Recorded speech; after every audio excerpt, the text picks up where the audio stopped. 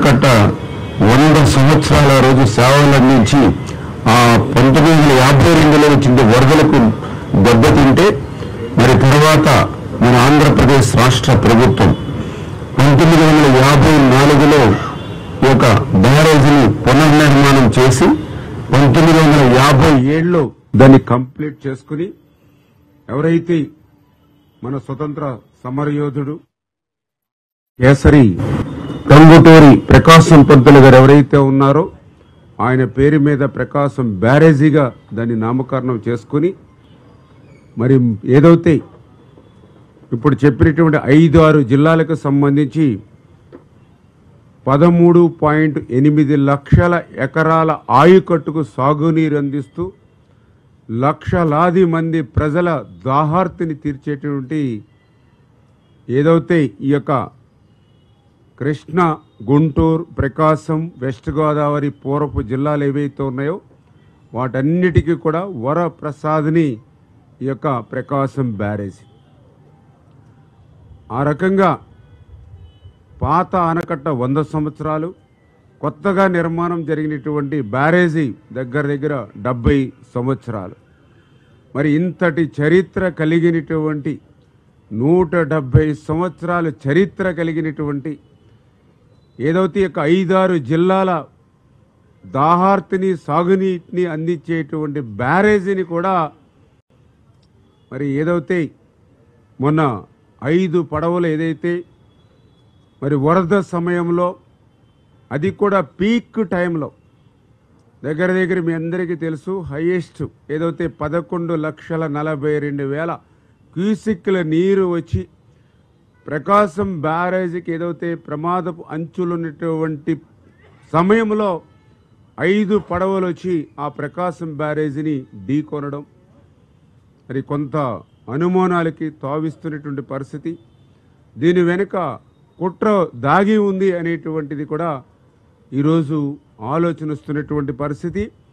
ఎవరైతే దర్యాప్తు సంస్థ వారు కూడా దాన్ని దర్యాప్తులో కూడా మరి అనుమానాలు వ్యక్తం చేస్తూ వాస్తవాలను వెలికి తీస్తున్నటువంటి పరిస్థితి.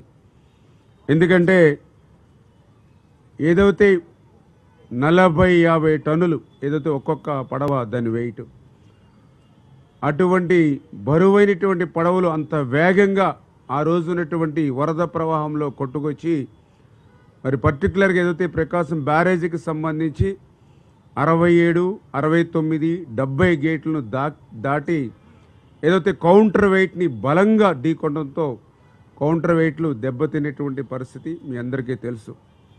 అదృష్టవశాత్తు బ్యారేజీకి సంబంధించినటువంటి మెయిన్ కట్టడానికి కానీ బ్యారేజీకి సంబంధించినటువంటి గేట్లను కానీ అది తాకకుండా కౌంటర్ వెయిట్ని తాకడం వల్లే కొంత నష్టం కానీ ఉపద్రవంగా కానీ లేకుండా అయినటువంటి పరిస్థితి.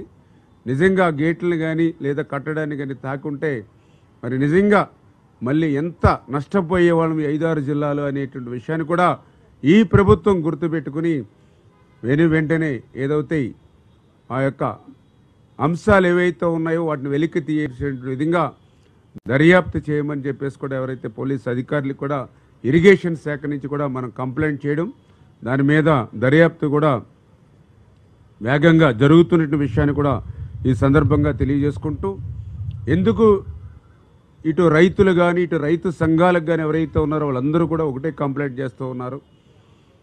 ఇదంతా కూడా అనుమానాలకి తావిస్తూ ఉంది. ఎందుకంటే ఏదైతే ఇటు 40-50 టన్నుల బరువు కలిగినటువంటి ఏవైతే ఈ యొక్క బోట్స్ ఏవైతే ఉన్నాయో ఇవి జనరల్గా నది ఒడ్డున లంగర్ వేసుకుని మరి జాగ్రత్తలు పెట్టుకుంటూ ఉంటారు. ఎందుకంటే బోటు ఖరీదు కూడా దగ్గర 40-50 లక్షలు ఉంటుంది. మరి అంతటి విలువైనటువంటి బోట్లని మరి ఏదైతే ఒక ప్లాస్టిక్ తాడుకు మాత్రమే కట్టినట్టుగా ఇప్పుడు విచారణలో వాళ్ళు చెప్తూ ఉన్నారు.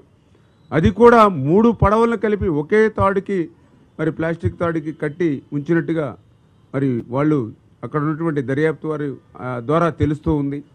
అంటే అంతటి విలువైనటువంటి ఏదైతే బోట్స్ని సైతం లంగర్ పెట్టి జాగ్రత్త చేసుకోకుండా, ఏ పడవకు ఆ పడవ లంగర్ పెట్టి జాగ్రత్త చేసుకోకుండా 3 బోట్స్ను కలిపి మరొకే ప్లాస్టిక్ వైర్కి కట్టేటువంటి ఏదైతే ఉందో ఖచ్చితంగా ఇదేనా ఉద్దేశపూర్వకంగానే ఆ ఫ్లడ్కి వెళ్ళేటువంటి విధంగా ఏర్పాటు చేసినట్టుగా ఉందా అని చెప్పి ఈరోజు దర్యాప్తు కూడా చేస్తున్న విషయాన్ని కూడా ఈ సందర్భంగా తెలియజేసుకుంటూ అదే అనుమానాలు కూడా రేకెత్తిస్తుందని చెప్పి తెలియజేస్తూ అదేవిధంగా ఏదైతే ఈ 3 పడవలు అంటే మొత్తం 5 పడవలు ఆ రోజు మరి యొక్క బ్యారేజీని తాకితే ఒక పడవ ఆల్రెడీ ఆ బ్యారేజ్ ఏదైతే గేట్ల మధ్యలోంచి కిందకి పోయింది. మిగిలిన 3 పడవలు ఇప్పుడు మనకి ఐడెంటిఫై చేసాం పైన వాటర్ పైన. 4వది ఒక పడవ మరి కిందకి వెళ్ళిందా లేకపోతే కింద వాటర్ లెవెల్లో ఉందనేది అది కూడా వెరిఫై చేస్తున్నటువంటి పరిస్థితి. ఈ 5 పడవల్లో ఈ 3 పడవలు కూడా ఎందుకు అనుమానాలకు తావిస్తుందంటే ఒకే యజమానివి 3 కావడం, ఒకే యజమాని 3 ఉండడం, ఆ 3టిని కూడా లంగర్ వేసుకోకుండా ఒకే ప్లాస్టిక్ వైర్ కట్టుకోవడం అనేది కూడా అనుమానాలు తావిస్తూ ఆ 3 పడవలకు సంబంధించిన యజమాని కూడా ఉషాద్రి ఎవరైతే ఉన్నారో అతను కూడా ఆ ప్రాంతంలో ఉన్నటువంటి కోమటి రామ్మోహన్ ఎవరైతే ఉన్నారో అతనికి మరి ప్రధానంగా మరి అనుచరుడుగా ఉండడం. ఈ కోమటి రామ్మోహన్ ఎవరైతే ఉన్నారో మరి జగన్మోహన్ రెడ్డికి అత్యంత సన్నిహితుడు అయినటువంటి తలసేర రఘురాం మీ అందరికీ తెలుసు. ఆయనకి ఈయన రామ్మోహన్ బంధువు కావడం. మరి ఈ రకంగా ఈ రామ్మోహను అదేవిధంగా ఈ ఉషాద్రి వీరు వారి యొక్క బంధుత్వాలను కానీ వైఎస్ఆర్సీపీ పార్టీలో చేస్తున్నటువంటి సేవలను కానీ వాళ్ళు చూసుకుని ఎవరైతే అక్కడ ఎక్స్ ఎంపీ నందిగం సురేష్ గారు ఎవరైతే ఉన్నారో మరి వారి కన్నుసన్నల్లో ఆ రోజు పెద్ద ఎత్తున ఏదైతే నది పరివాహక ప్రాంతంలో నదిలో అక్రమంగా, ఎందుకంటే డ్రెడ్జింగ్ చేసి ఇసుక తీయడం ఏదైతే నిషేధం ఉన్నప్పటికీ కూడా ఆ రోజునటువంటి ఈ యొక్క వైఎస్ఆర్సీపీ ప్రభుత్వం యొక్క అండదండలతో ఏదైతే ఇప్పుడు కొట్టుకొచ్చినటువంటి పడవల ద్వారానే ఆ రోజు అక్రమంగా డ్రెడ్జింగ్ చేసి ఇసుకను లూటీ చేసినటువంటి పరిస్థితి ఉందని, ఇప్పుడు ఆ పడవలకు కూడా ఏదైతే బోట్స్ కూడా ఆ వైఎస్ఆర్సీపీ కలర్ కూడా ఉండడం, ఆ రోజు ఏదైతే అక్రమ ఇసుక రవాణాకు కానీ డ్రెడ్జింగ్ చేసేటప్పుడు అధికారులకి, ఎందుకంటే ఇది అధికార పార్టీ వైఎస్ఆర్సీపీ పార్టీ అనేటువంటి విధంగా ఆ కలర్స్ను కూడా దానికి మ్యాచింగ్గా వేసుకున్నట్టుగా ఉన్నటువంటి పరిస్థితులు కానీ కూడా కనిపిస్తున్నటువంటి స్థితి.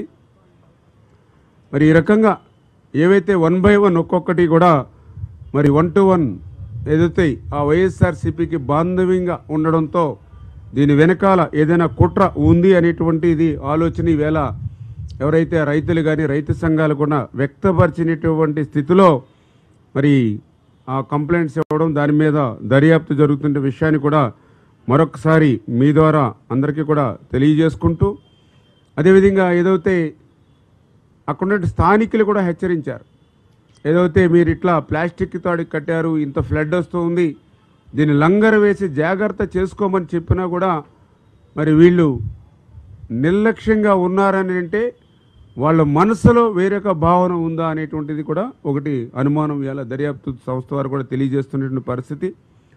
అదేవిధంగా ఏదైతే ఈ యొక్క 3 బోట్స్ ఏవైతే ఉన్నాయో అంతకుముందు అవి గుంటూరు జిల్లా ఉద్దరండపాలెం వైపు ఉండేవి.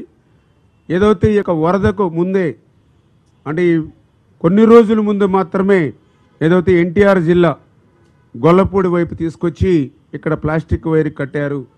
అంటే ఉద్దేశపూర్వకంగానే వీటిని వరద వేగానికి అనుకూలంగా తీసుకొచ్చి ఇక్కడ మరి ప్లాస్టిక్ తాడుతో పెట్టి ఉంచారా అంటే ఇవన్నీ కూడా 1 by 1 ఒక్కొక్కటి అంటే ఆ పడవలను వాళ్ళు ఉంచినటువంటి పరిస్థితిని కానీ తెచ్చినటువంటి పరిస్థితి కానీ వాళ్ళకు ఉన్నటువంటి వైఎస్ఆర్సీపీ పార్టీ కనెక్షన్స్ కానీ ఏవైతే ఉన్నాయో ఇవన్నీ చూస్తూ ఉంటే ఏదైతే ప్రకాశం బ్యారేజీకి కూడా హానికి తలపెట్టేటువంటి విధంగా కుట్ర పన్ని అంటే ఇప్పుడున్నటువంటి ప్రభుత్వానికి మరింత బడ్డెని పెంచి మరి చెడ్డ పేరు తెచ్చేటువంటి విధంగా వాళ్ళు ఆలోచన చేశారా అనేటువంటిది కూడా ఈవేళ మరి ఇవాళ అందరిలోని కూడా అనుమానాలు వ్యక్తం చేస్తున్నటువంటి పరిస్థితి.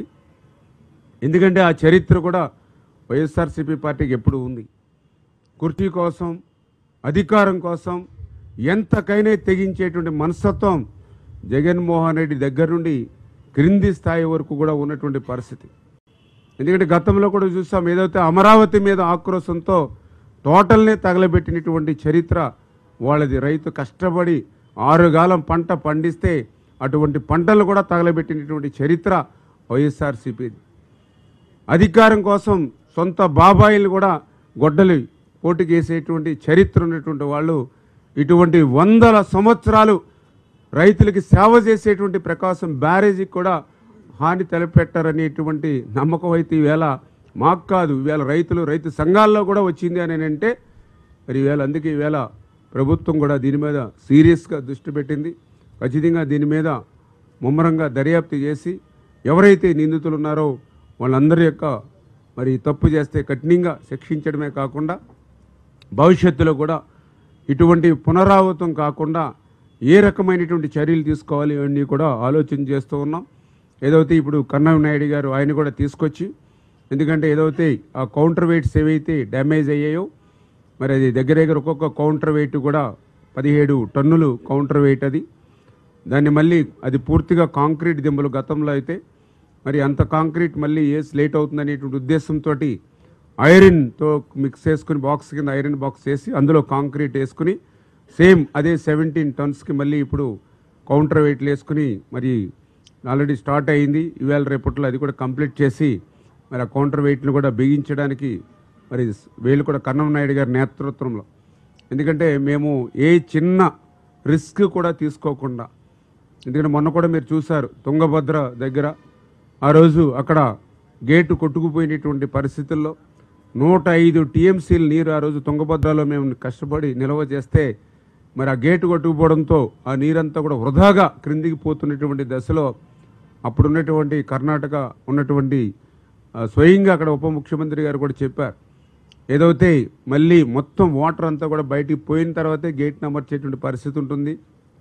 అందుచేత 40 టీఎంసీలకి లోయెస్ట్ పడిపోయిన తర్వాతే అప్పుడు గేట్లు అమరుస్తారు. అంచేత రబీ సంగతి అటు ఉంచి ఖరీఫ్ కూడా కష్టం అని ఆ రోజు వాళ్ళు చెప్పినటువంటి స్థితిలో చంద్రబాబు నాయుడు గారు చొరవ తీసుకుని మా అందరితోటి రాత్రికి రాత్రి కాన్ఫరెన్స్ తీసుకుని ఎవరైతే ఈ గేట్ల తయారీలో కానీ వీటిని అమరికలో కానీ నిపుణుడైన కన్నమనాయుడు గారు సేవలు తీసుకోండి అని చెప్తే అప్పటికప్పుడు ఆయన కాంట్రాక్ట్ చేస్తే హైదరాబాద్లో ఆయన కంటి ఆపరేషన్ చేయించుకుని ఉంటే ఇక్కడ పరిస్థితిని ఆయనకి చెప్పి స్పెషల్గా మళ్ళీ విమానంలో మళ్ళీ ఆయన అక్కడికి పంపించి అక్కడ చూశారు మీరు, ఏదైతే దేశ చరిత్రలో ఎప్పుడూ చూడటువంటి విధంగా ఫ్లో వెళుతుండగానే ఆ రోజు గేట్ని అమర్చి దగ్గర 70 టీఎంసీల నీరుని ఆ రోజు ఆయన కాపాడాడు. ఆయనే చెప్పాడు స్వయంగా, గేటు కొట్టుకుపోయినప్పుడు ఆ నీరు వృధాగా పోతుంటే కళ్ళల్లో రైతుల కళ్ళల్లో నీళ్లు చూశాను, మళ్ళీ నేను ఆ గేట్ని అమర్చిన తర్వాత వాళ్ళ కళ్ళల్లో ఆనందం చూశానని. అంటే చంద్రబాబు నాయుడు గారు అట్లా ఏదైతే ఈరోజు కూడా ఆ ప్రకాశం బ్యారేజ్కి సంబంధించి కౌంటర్ వెయిట్ డ్యామేజ్ అవుతాయి, మరి ఏదైతే మన ఇరిగేషన్ డిపార్ట్మెంట్ మనకు కూడా అధికారులు ఉన్నప్పటికీ కూడా ఆయన ఎక్స్పీరియన్స్ ఉంది కాబట్టి ఆయన సూచనలు సలహాతోటి చేయమని ఇచ్చిన ఆదేశాల ప్రకారం ఆయన కూడా గత 5 రోజుల నుంచి కూడా దీన్ని పర్యవేక్షిస్తూ, ఎందుకంటే ఎక్కడ కూడా చిన్న మిస్టేక్ కూడా ఉండకూడదు, దాని మెజర్మెంట్స్ కానీ ఇవి కానీ ఎక్కడ కూడా చిన్న లోపం కూడా ఉండకూడదు. లక్షలాది మందికి త్రాగునీరు, లక్షలాది ఎకరాలకు ఆయకట్టించేటువంటి బ్యారేజ్ ఇది. అంటే అంత జాగ్రత్తగా ఈరోజు ఈ ప్రభుత్వం హ్యాండిల్ చేస్తూ దాన్ని 1-2 రోజుల్లో కంప్లీట్ చేస్తామనే విషయాన్ని కూడా సందర్భంగా తెలియజేసుకుంటున్నామని చెప్పి ఆల్రెడీ ఎవరైతే ఈ యొక్క ఉషాద్రి రామ్మోహన్ రావు ఎవరైతే ఈ యొక్క వైఎస్ఆర్సీపీ పార్టీకి సంబంధించినటువంటి వారి అనుచరులు వీరు ఎవరైతే ఉన్నారో మరి ఆల్రెడీ పోలీసు వాళ్ళని పిలిచి ఆల్రెడీ నిందితులను అదుపులో తీసుకుని దర్యాప్తు చేస్తున్నామని చెప్తూ ఉన్నారు. అది ఆ దర్యాప్తు అనేది జరుగుతూ ఉంది. వాళ్ళని కూడా ఎంక్వైరీ చేస్తూ ఉన్నారు. వాళ్ళగా ఏదైతే వాళ్ళు సెల్ ఫోన్స్ కానీ అదేవిధంగా గూగుల్ కానీ ఇవన్నీ కూడా వెరిఫై చేస్తూ ఉన్నారు. వాళ్ళని కూడా విచారణ చేస్తున్నామని పోలీసులు అయితే చెప్పడం జరుగుతుంది. అంటే విచారణ జరుగుతూ ఉంది. ఇంకా ఎంతవరకు అనేది ఇంకా అంటే ప్రజెంట్ అయితే ఇంకా దాని వివరాలన్నీ కూడా 1 by 1 అంటే విచారణ పూర్తి అవ్వకుండానే ఇంకా మనం పూర్తిగా వివరాలు వెల్లడించలేం. ఏదైతే అక్కడ జరిగినటువంటి విధానాన్ని బట్టి అక్కడ ఉన్నటువంటి సమాచారాన్ని బట్టి దీని వెనకాల ఏదైనా కుట్ర ఉందా, ఎందుకంటే భవిష్యత్తులో ఇటువంటి కూడా పునరావృతం కాకుండా ఉండాలి అని అంటే ఈ ప్రభుత్వం సీరియస్గా గట్టిగా చేయాలనే ఉద్దేశంతో ఎంక్వైరీ చేస్తున్నాం. ఆ దర్యాప్తులో ఏవైతే విషయాలు వచ్చినాయో అవి తర్వాత మీకు అందరికి కూడా తెలియజేసుకుంటాం. ఖచ్చితంగా ఏదైతే పై స్థాయి నుంచి గ్రీన్ సిగ్నల్ లేకుండా క్రింది స్థాయిలో చేసేటువంటి సాహసం కానీ చొరవ కానీ ఎవరికి ఉండవు. 100కి 100% కూడా ఇవన్నీ కూడా గ్రీన్ సిగ్నల్ పైనుంచి ఉంటాయి.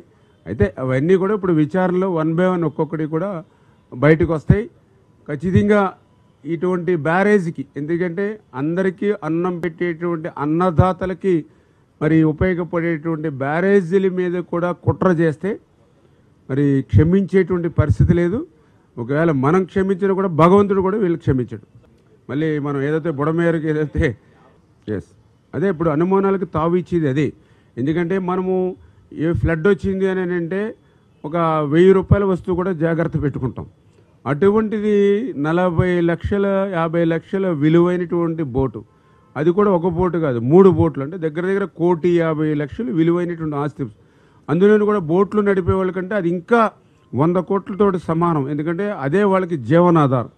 అటువంటి జీవనాధారమైనటువంటి 1,50,00,000 విలువైనటువంటి 3 బోట్లు ఒకే యజమాని ఒకే తాడుకి కట్టడం, అది కూడా ఈ ప్రమాదానికి ముందు మాత్రమే ఆ ప్రాంతానికి తీసుకురావడం, ఇవన్నీ కూడా 1 బై 1. అందుకే ఈరోజు ఇది యాదృచ్ఛికంగా జరిగితే, ప్రమాదం జరిగితే ఏదో ఒక పడవ రావాలి, ఒక బోట్ రావాలి, లేదా డిఫరెంట్ టైమింగ్స్లో రావాలి.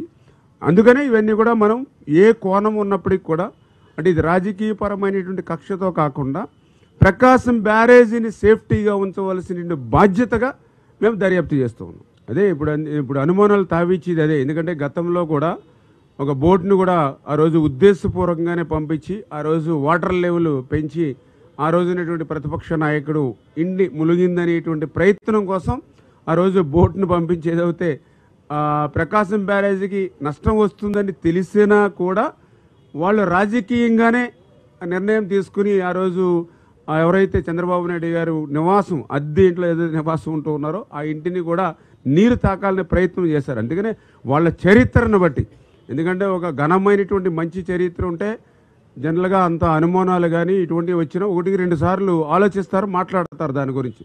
కానీ వాళ్ళకున్నటువంటి చరిత్ర అంతా కూడా కుట్రపూరితమైనటువంటి చరిత్ర కాబట్టే ఈవేళ సామాన్య రైతు దగ్గర నుంచి అత్యున్నతమైనటువంటి దర్యాప్తు అధికారి వరకు కూడా అనుమానాలు వ్యక్తం చేస్తున్న పరిస్థితి. అవును, వాస్తవం. ఎందుకంటే ఇప్పుడు చంద్రబాబు నాయుడు గారికి జగన్మోహన్ రెడ్డి గారికి ఉన్న తేడా అటువంటిది.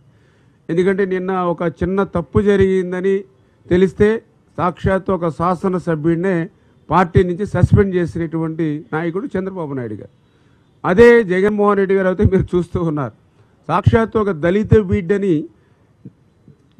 అత్యంత దారుణంగా హత్య చేయడమే కాకుండా ఆ డెడ్ బాడీని సైతం డోర్ డెలివరీ చేస్తే ఆయనకి సన్మానాలు సత్కారాలు బస్సుల్లో కూర్చోబెట్టుకుని మంతనాలు జరుపుతాడు జగన్మోహన్ రెడ్డి గారు. అంటే అట్లాంటి డిఫరెన్స్ అనేది ఉంది. అంటే జగన్మోహన్ రెడ్డి గారికి ఏంటంటే ఈ రకమైనటువంటి నేరాలు ఘోరాలు చేసేటువంటి వాళ్ళు, కుట్రలు చేసేటువంటి వాళ్ళు, పచ్చి బూతులు మాట్లాడుతూ సభ్య సమాజం తలదించుకునేటువంటి విధంగా మాట్లాడే వాళ్ళకి ఆయన పదవులు ఇస్తాడు. ఆ రోజు అధికారంలో ఉంటే మంత్రులు, లేకపోతే సీట్లు, ఈరోజు పార్టీ పదవులు. అంచేత వాళ్ళకి ఉన్నటువంటి పార్టీలో ఇటువంటి వాటికి పాల్పడితేనే వాళ్ళకి మార్కులు పడతాయి. చంద్రబాబు నాయుడు గారంటే కష్టపడితేనే మార్కులు పడతాయి, ప్రజలకి సేవ చేస్తేనే మార్కులు పడతాయి. అక్కడ ఇటువంటి సమాజ సంఘ వ్యతిరేక శక్తులుగా, సంఘ విద్రోహ శక్తులుగా పనిచేస్తేనే అక్కడ మార్కులు పడతాయి. ఆ కోణంలోనూ కూడా వాళ్ళు పనిచేసి ఉండొచ్చు క్రింది స్థాయి నాయకులు.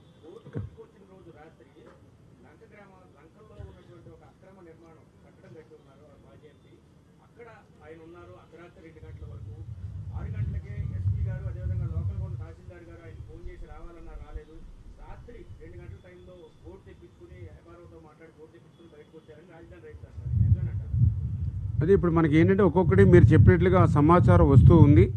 ఏదైతే లోకల్గా ఉన్నటువంటి రైతులు కానీ వీళ్ళు కానీ ఇట్లా ఉద్దేశపూర్వకంగా ఉంది అనేదే వాళ్ళందరూ కూడా వెళ్ళవిచ్చేయండి. అన్నీ కూడా మేము దర్యాప్తు చేస్తున్నాం.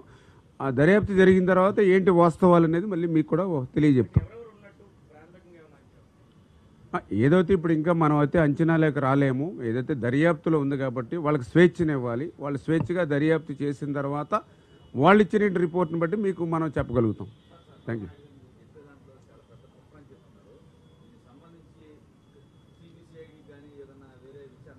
చేస్తాం. అంటే ఇప్పుడు ప్రాథమికంగా దర్యాప్తు జరుగుతూ ఉంది కాబట్టి దీన్ని వచ్చినటువంటి వాస్తవాలని దృష్టిలో పెట్టుకుని ప్రభుత్వం నిర్ణయం తీసుకుంటుంది. చంద్రబాబు నాయుడు గారు అయితే దీని మీద సీరియస్గానే, ఎందుకంటే మేము ఎంతో కష్టపడి మేము నిర్మాణం చేసుకుంటూ వస్తే వాళ్ళు విధ్వంసం. ఎందుకంటే మనం ఏదైతే నిర్మాణం వైపు కన్స్ట్రక్షన్ మన ప్రభుత్వ విధానం అయితే విధ్వంసం అనేది వైఎస్ఆర్సీపీ విధానం. అంచేత అటువంటి విధ్వంసానికి ఫుల్ స్టాప్ పెట్టేటువంటి విధంగానే ఇటువంటి తప్పు చేయాలంటే ఓటికి